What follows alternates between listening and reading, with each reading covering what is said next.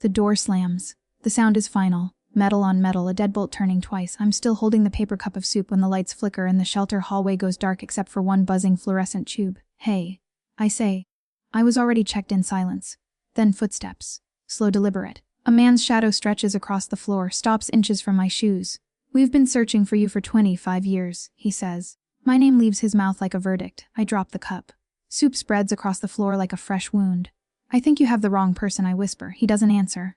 He unlocks the office door, gestures with 2 fingers. The office smells like dust and old files. Boxes stacked to the ceiling. A single framed photo on the wall, too dark to see clearly. He closes the door behind us, locks it. Sit. He says. I don't. I'm homeless, I say. Stupid. A thin smile. You were neither, once. He opens a file thick. My name typed across the tab, birth date. A hospital stamp I don't recognize. You disappeared the night of the fire, he says. No body, just smoke. My chest tightens. I've lived my whole life with a hole I couldn't name. Foster homes, group homes. Men who taught me silence, women who taught me not to trust kindness. I don't remember any fire, I say. He slides a photograph across the desk. A burned house, yellow tape. A woman screaming into her hands. My mother. I know without knowing how. They told the press you were dead, he continues. Very convenient. Your parents owned 3 companies back then. One was bleeding money, insurance fixed that. I shake my head. Why are you telling me this? He finally looks at me, really looks. Because they're about to celebrate their anniversary tonight, he says. And you're officially back on the grid. Memory doesn't come like lightning, it seeps. A staircase. Smoke, a man's arms lifting me, a voice saying. I leave the shelter before sunrise. He gives me a phone cache, an address. Revenge doesn't need anger, he says. It needs patience. I stand across the street from a glass building with my last name carved into stone. I walk in like I belong. Reception smiles. Can I help you? I'm here for the audit, I say, handing over papers the shelter worker prepared. Real. Too real. Elevators, floors. Offices that smell like power. I see my father through a glass wall, older, heavier. Still sharp. My mother beside him, pearls at her throat like armor. They don't recognize me. Good. Weeks pass. Then indispensable. I find the shell companies. The falsified death certificate. The insurance money rerouted through charities they control. I record everything. At night I dream of fire and wake up calm. Too calm, the anniversary gala fills the ballroom with laughter and crystal glasses. I'm in a borrowed suit. My name printed on a badgy consultant. My mother speaks on stage. Family is everything, she says. I feel nothing. The screen behind her flickers. Files appear, transfers. Photos, gasps ripple through the room. My father turns, sees me standing by the control panel. His face drains. Hello, I say, into the microphone. I survived. Security moves. I raise my phone. Every file is already sent, I say softly. Press, prosecutors, shareholders. My father steps toward me. We did what we had to. For money, I ask. He says. I lean in. So did I. The cameras don't stop flashing, I don't stay. Weeks later, I return to the shelter. The worker is gone. Office empty. Files vanished. Only the framed photo remains. I lift it. It's him, younger, standing beside my parents. Smiling, on the back handwritten, debt paid. I leave the shelter and don't look back. I am not homeless anymore. I am not their son. The door closes behind me. This time I lock it. The city doesn't notice when I disappear again. That's the thing about being homeless for most of your life. You learn how to erase yourself without leaving a stain. I change my name. Not legally, just enough to stop flinching when someone says it. I rent a room above a closed-down tailor shop where the sewing machines still hum in my dreams. At night I replay the gala footage on mute, not for satisfaction, but to study faces, shock, rage, betrayal. My parents' expressions perfectly between horror and recognition, like they finally saw a ghost they'd spent decades feeding. People assume revenge feels loud. It doesn't. It feels quiet. Like crossing items off a list written by someone else a long time ago. The trials move fast, too fast. My father's lawyers argue procedural errors. My mother collapses once dramatically. For the cameras, I recognize the performance. She used it on social workers when I was young. It never worked on me even then. I'm disappointed. I sit in the witness chair wearing a suit that still doesn't feel like mine. The courtroom smells like old paper and anxiety. Do you hold resentment toward the defendants? The defense attorney asks. I think about the fire, the staircase, the voice. No, I say. Resentment implies expectation. The judge watches me closely. He's seen liars, he's seen victims. He hasn't seen many people like me, someone who didn't come to be saved. Someone who came to finish something. Prison doesn't break my parents, it reveals them. My father adapts, learns schedules, makes deals. My mother's go unanswered, her health declines. She requests a meeting with me, I don't respond. That silence does more damage than any accusation I could have made. 6 months later, I receive a message from an unknown number. You owe me nothing. But there's more you should know, the shelter worker. We meet at a bus station cafe that smells like burnt coffee and regret. He's thinner now. Tired, like someone who stayed alive long enough to regret it. They didn't just burn the house, he says, stirring sugar into a cup he doesn't drink. They burned records. Children went missing that year. You weren't the only one. I feel something twist inside my chest, not pain alignment. They funded a relocation program. He continued official. Kids who were inconvenient. Dead on paper, I say. He nods. They're still using it, he says. Different name. Different charities. I look at him. Because I'm done being useful, he says. And you're very good at this? I don't rush. That's the mistake amateurs make. I trace money, names, patterns. I find children who grew up without origins, like me. Some are angry, some are broken, some don't want to know. I don't force them. Revenge doesn't require witnesses, it requires accuracy. My mother dies in prison. Heart failure, official cause. The news calls it tragic. The comments call it karma. I feel nothing. That emptiness scares me more than anger ever did. My father lasts longer. He writes me letters now. Not apologies, justifications. Explanations dressed up as wisdom. You survived because we were strong enough to do what others wouldn't. I never open them. I burn them unopened in the sink of my small rented room. The smoke alarm goes off once. I don't fix it, the foundation collapses quietly. Audits. Whistleblowers, lawsuits filed by people who never knew they were connected until I showed them how. No speeches. No screens this time, just doors closing. Years pass, I grow older, calmer, more invisible. I stop dreaming about fire. Sometimes I help at shelters, not as a worker, just someone who listens. Someone who knows how it feels when a door locks behind you and the world decides you're expendable. One night, a boy looks at me the way I once looked at the shelter worker. Suspicious, hopeful, afraid. They say you can help find people, he whispers. Sometimes I say, are you good, he asks. I think about it. I'm careful, I answer. I receive one final letter. Not from my father, from the state. The defendant passed away in custody. No cause listed. I fold the paper. Put it in a drawer I never open again. On my 30th birthday I visit the burned house. It's an empty lot now. Grass growing wild. No marker, no apology. I stand there for a long time. I don't cry. I don't forgive. I don't curse them. I simply exist where they tried to erase me. That feels like enough. As I walk away, my phone buzzes. Unknown number. There's another file. Another name. Another door that needs opening. I stop. The wind moves through the empty lot, whispering like fire without heat. I type back one word. Send it.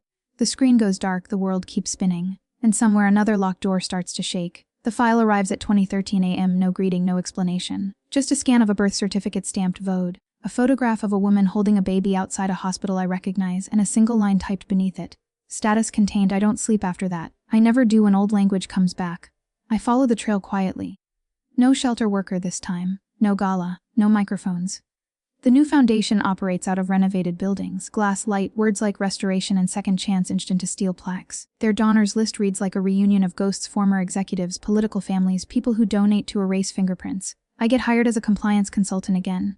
No one checks too closely. People who commit crimes at scale assume anyone calm enough to audit them must be on their side. Inside the files I find a system refined to elegance. Children flagged at birth. Medical complications exaggerated. Parents coerced into signatures they didn't understand, records sealed. Identities reassigned.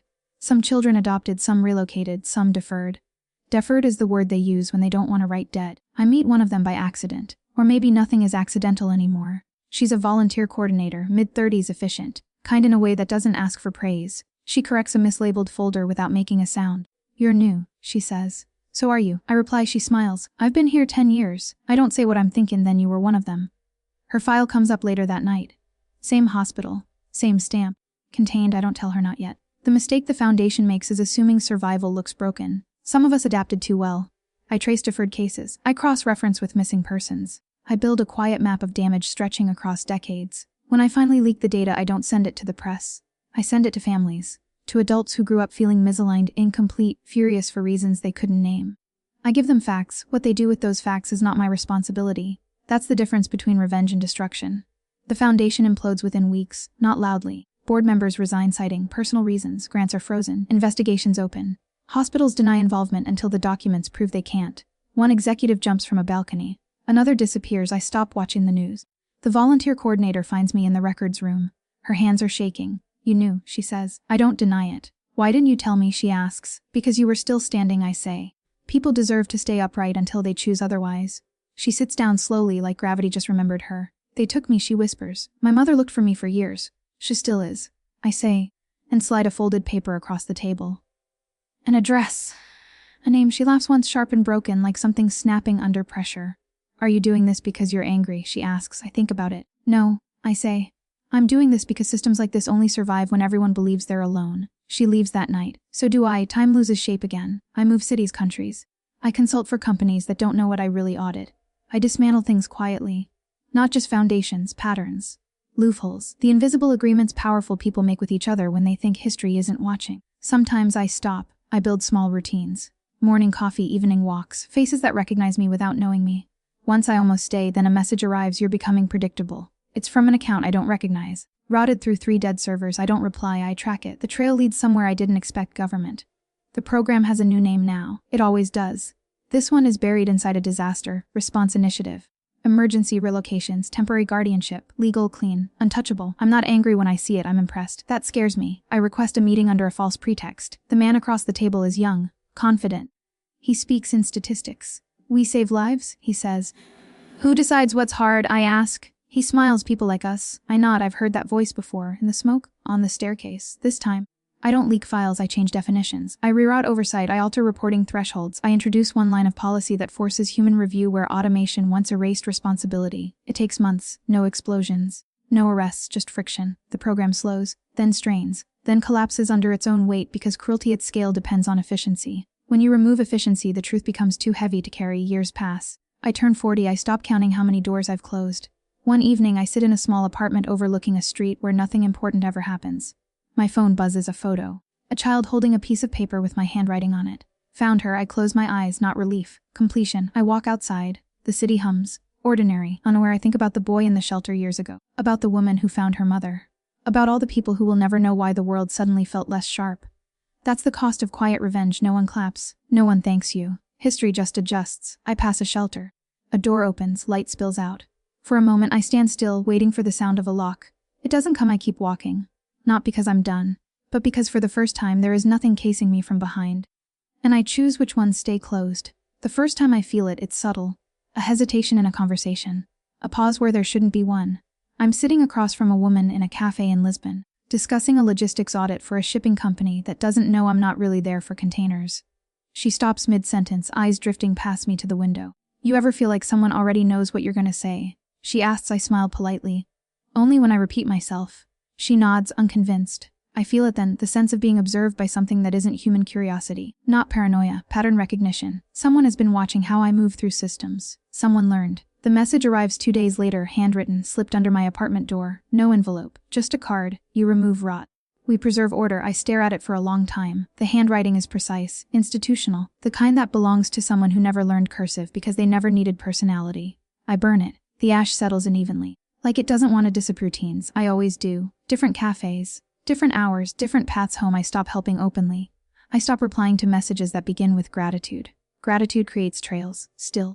A report I submit disappears before it reaches oversight. A contact ghosts me mid-conversation. A program I dismantled quietly resurfaces under a different jurisdiction, cleaner, smarter. This isn't the old network. This is evolution. I finally see them in person at an airport security line. Not because they approach me. Because they don't. 2 men, mid-40s, government posture, not military, not police, administrative predators. They don't look at me, they already know where I am. That's the difference. I board the plane. So do they. Different seats, same destination. We don't speak until the taxi ride from the airport. One of them slides into the seat beside me as if it's already assigned. You've caused significant inefficiencies, he says casually. I optimize, I reply. The other man smiles. That's what scares people. I watch the city pass by the window. You're late. We let you run, he says. You revealed pressure points we didn't know existed. I turn to him. So what? You recruit me? Kill me? Neither. The first says. The word contain outcomes. Contained. Old language again. They offer me a role. Unofficial. Unnamed. I would identify destabilizing individuals. People who dismantle systems without permission. People like me. You already do this? The second man says. We're just giving you scoped oversight, I ask. He laughs. That's adorable. They don't argue. That's when I understand. This wasn't an offer. It was a measurement. After that, doors start closing that I didn't touch. Shelters lose funding overnight. Whistleblowers are discredited before they speak. Survivors I helped are suddenly audited, questioned, pressured into silence. They are erasing the effect of me. That's worse. I retreat. Deep. No consulting, no audits, no dismantling. I become invisible again. For a while it works. Then I receive a photo. A boy, early 20s. Same eyes I had at that age. The message is simple. He's active. He'll burn fast. I feel something old rise up, not anger, responsibility. I find the boy in a basement apartment, walls covered in news clippings and red string. He looks up when I enter like he's been waiting for a ghost. They're everywhere, he says immediately. If I expose them all at once, they'll erase you. I interrupt. He flinches. You don't know that. Do, I say. Because they learned from me. He studies my face. Then why are you still alive? I consider the question. Because I never tried to be seen. I teach him something different. Not how to attack, how to endure. We slow his work. Focus on one small policy change that looks meaningless but disrupts an entire data flow. It takes months. He hates it. That means it's working, the network responds. Subtly, a tax investigation. Friends backing away without explanation. The boy panics. They're closing in, he says. No, I correct. They're testing if you'll run. Should I? No, I say.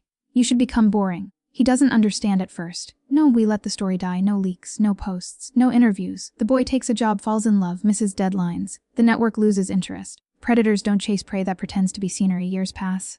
The boy becomes a man who never knows how close he came to disappearing. I grow older, slower. Wiser about when to stop. One final message arrives. Same handwriting as before. Order remains. I smile. Not because they won. Because they think they did. I stand one evening on a bridge over a quiet river. The water reflects city lights, fractured and moving, impossible to hold. I think about revenge. Real revenge. Not punishment. Not exposure, but transformation so complete that no one remembers the old shape of things. That's what I did, not alone. Never alone. My phone buzzes. A new name. A new file. I don't open it. I delete it. Some doors don't need to be closed. They need to be forgotten. I turn away from the river and walk back into the city. Just another figure dissolving into motion, carrying no fire, no rage. No need to be found. And somewhere far above systems and shadows, the idea of containment fractures quietly. Because the most dangerous thing I ever learned was this. You don't win by burning the house down. You win by making it impossible to build again. I wake before the alarm, as I always do now. Not because of fear, because of habit. The city outside my window is unnamed. I chose it that way. No landmarks, no myth. Just streets that forget you as quickly as they notice you. I make coffee black. I drink it standing, watching people hurry toward lives that still believe in forward motion. For the first time in decades, no message waits for me. No door shaking. That silence feels heavier than danger. I walk. I don't know why, maybe to test if the world still responds to my footsteps. A shelter sits 2 blocks away. New paint, new sign, different donors. Same idea. I stop outside without meaning to. The door opens and closes as people move through it. No locks, no shadows. Inside, a woman laughs. It's tired laughter, but real. I turn away. Some chapters don't want witnesses. I spend the afternoon sorting through things I never unpacked. Old phones, burners. Notebooks written in codes only I remember. A life measured in contingencies. I light a fire in the small metal bin on the balcony and feed it page by page. Names vanish, maps curl. Histories I carried alone lift into the air as smoke. I expect something when the last page burns. Relief, grief, something. Instead, there is only space. At dusk, a knock. 3 knocks, evenly spaced. My body stills. I don't reach for anything. When I open the door, the hallway is empty, except for a small envelope on the floor. No handwriting this time, just a sealed government stock. I already know what it contains. I pick it up anyway. Inside, a single-page report. Klesef date archivid. Subject containment program. Status terminated. Reason. Steer Sichural UNSSTNI Belite Y. Below that, one line handwritten in a different ink, different hand. You were right, it couldn't survive friction. I read it once, then again. Then I tear it in half. Not dramatically, cleanly. I drop it in the bin with the ashes. Night comes. I sit in the dark without turning on the lights. This is the moment stories usually end. With victory, with justice. With a final speech that tells the audience what it all meant. But real endings don't announce themselves. They arrive quietly, like a breath you didn't know you were holding finally leaving your body. I dream. Not of fire, not of doors. I dream of a hallway flooded with light. A child stands at the far end. I can't see his face, only his outline. He's holding something. A key. He doesn't offer it. He drops it. It hits the floor and shatters into dust. I wake up smiling. Morning. I pack one bag. Not because I'm running, because I'm done staying. I leave the apartment key on the counter. Someone else will need it more than I do. As I step outside, my phone vibrates. Unknown number. 1 sentence. What happens to people like us when there's nothing left to fight? I stop walking. I think about the question longer than I should. Then I type back. We become proof. I turn the phone off. Not silent. Off. Years later. No one remembers the programs. They exist only as footnotes in policy textbooks. Case studies on why systems failed. Professors debate causes. Students underline conclusions that miss the point entirely. No one mentions name. That was always the goal. Sometimes I hear stories. A hospital that changed intake procedures after an internal review. A charity that shut down quietly when donors pulled out, unable to explain why their confidence evaporated overnight. A government initiative scrapped because no one could agree who was responsible. Friction. Everywhere. Permanent. Lines appear on my hands. My hair thins. My face becomes the kind people don't look twice at. Perfect. I take a job fixing things that don't matter. Elevators, deluxe. I smile at strangers. I mean it. One winter evening. A young man sits beside me on a bench at a train station. He's nervous. I can see it in the way his leg won't stop bouncing. Do you believe people can disappear and still matter? He asks suddenly. I look at him. Really look. Yes, I say. Sometimes that's the only way they matter. He nods like that answer hurt and healed him at the same time. The train arrives. He gets on. I don't. 2 years passages. No shadows. No hands reaching for locks. The world moves on. That's the real revenge. Not destruction. Obsolescence. On my last day in that city, I return to the shelter. No one recognizes me. Good. A boy sits near the door, clutching a backpack like it might vanish if he loosens his grip. The door closes behind him. He flinches. I sit beside him. It opens from the inside. I say gently. He looks at me, eyes wide. How do you know? I smile. Because some doors were never meant to stay closed. When I leave, I don't look back. There is nothing behind me that still owns my name. Somewhere far away in a database no one checks anymore. My original file still exists. Status missing, assumed outcome deceased. It stays that way. Because the truth is simpler than any story. I did not survive to be seen. I survived to make sure no one else had to. And the most devastating revenge of all was choosing to live quietly in a world that once tried to erase me, and leaving behind nothing they could ever lock again.